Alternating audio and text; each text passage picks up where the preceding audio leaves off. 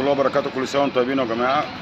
احنا النهارده هنعرف ايه اخبار فواكه اللحوم، واحلى حاجه فواكه اللحوم الكوارع مثلا تشتريها ازاي، وراس الخروف، الفشايه والكرشه ولحمه الراس والطحال. ازيك يا معلم؟ عامل ايه؟ كل سنه وانت طيب. كل سنه وانت طيب يا ريس. عامل ايه؟ نعم والله. ايه اخبار الكوارع النهارده؟ الكوارع كندوز يا ريس. بسم الله ما شاء الله، شوربه واكل. بتاخد سوا دي؟ لا دي سوى الكوارع العادي، يعني الكوارع ياخد ساعتين مثلا.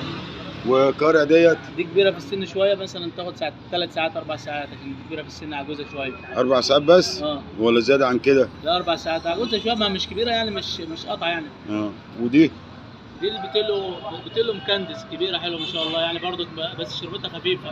ما فيهاش ضرر، ما فيهاش دسم ان هو يضر مثلا الناس. يعني يا محمد يعني ما فيهاش فايده، يعني انت قصدك يعني برضه فايدتها خفيفه، ما تضرش الجماعه الكبار في السن. يعني انت قصدك مثلا اللي هو مرضى القلب، الناس الكبار، الكلام ده كله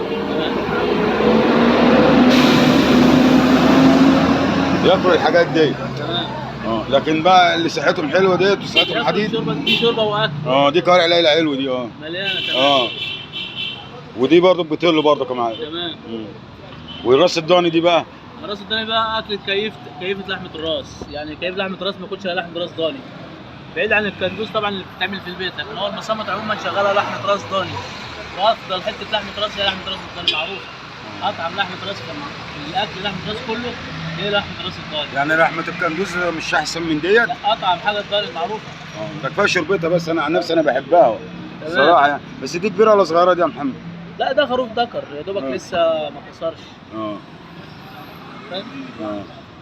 ودي الفشه؟ دي الفشه البتلو بقى اللي هي بتتعمل في المصمت، بتتعمل عليها حلويات. ماشي. ودي الفشه الضاني بتتعمل مع السلطه الضاني. ده الفشه والطحال طبعا بيبقى معاهم الدوريه اللي هي تكمله اكله السمين.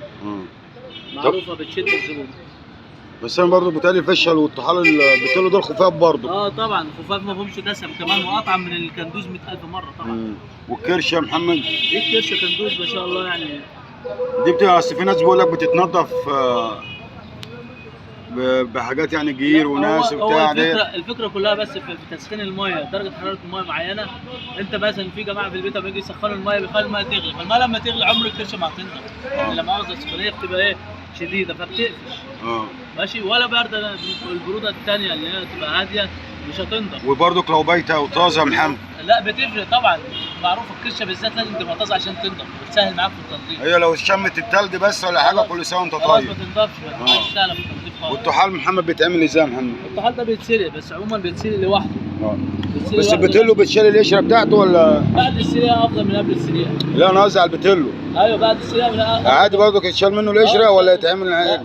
لازم برضه. عشان بتشد بعد السلقه. اي طحال لازم يتشال منه. ايوه. طب ادينا يا محمد والنبي احسن طريقه لتسويه الكوارع.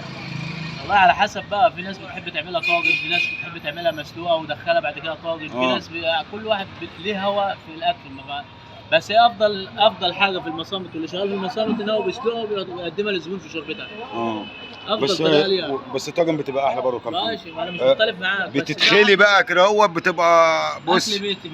اكل بيتي. ما ينفعش بتاع المصمت ما بيعرفش يظبط الاكل بتاع البيت. ما فيش فشه كندوز ولا ايه؟ في فشه كندوز اهي. فين؟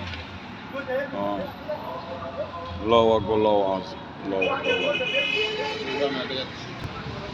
احنا بس كنا موقفين الفيديو عشان الاذان. فبقول لك يا محمد معلش، انا مثلا لو جاي عايز اشتري الكوارع دلوقتي اخد اللي قدامانيه ولا الورانيه؟ عموما الكرع اللي قداماني بيبقى مميز شويه علشان بيبقى مليان شويه عن الوراني.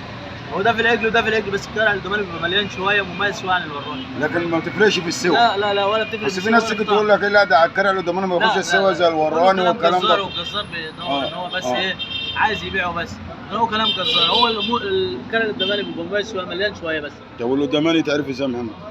اللي قداماني بيبقى قصير والوراني بيبقى ايه؟ طلع كرع وكرع. يعني مثلا ده كده قداماني ماشي، ده وراني. لا انا موريهم في الفيديو قبل كده برضه، كانوا اللي قداماني تعرفوا ان هو نص دايره، والوراني هتلاقي رجليه بس دي مدوره اهي، دي الورانيه. دي نص دايره اهي، دي القدامانيه. تمام. صح كده؟ تمام. لكن طبعا وقف فيها الكوارع ايه؟ الكندوز طبعا احسن من البتلو 100 مره. طبعا. امال رحمه الراس واللسان يا محمد؟ ولحمة الرسان لحمة الراس واللسان دي كل واحد ليه كيف اكلها. في ناس بتسلقها وتحمرها، في ناس بتسلقها وبعد كده تعملها مثلا تدخلها طاجن، في ناس بتسلقها وتعملها مثلا ببصل وقوطه زي الكبد والقوانص. كل واحد ليه هوا في اكلها، فبتختلف من واحد لواحد على حسب دماغه في الاكل وهو متعود عليه.